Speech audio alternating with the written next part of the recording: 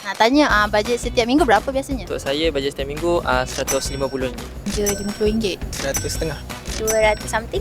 Kurang 100. Biasanya bajet tu untuk apa? Selalunya saya beli makanan. Kadang-kadang ayah saya ajak keluar lah. RM50 makan, lepas tu RM20 lagi minyak, lepas tu RM20 lagi enjoy benda lain lah. Tapi makan and then makeup macam tu lah. Money is only for makanan lah. Sebab kalau keluar dengan kawan pun 100.5. 200 something. tak banyak sangat pun guna. Sebab saya tak pergi setiap minggu. Lalu pergi mall lah, tengok barang-barang ke. Pernah dengar atau pakai Redbus punya apps tak? Pernah dengar, tak pernah guna lah. Tak benar. Honestly no. Pernah dulu saya pakai Redbus nak balik Johor. Saya pun from Johor, so usually I will use Redbus to book the ticket. Okay, so ni voucher kita, things to do. Awak boleh redeem dekat bahagian aktiviti apps kita lah. Buka app Redbus, pilih aktivitinya you nak, masukkan kod ni, terus dapat diskaun.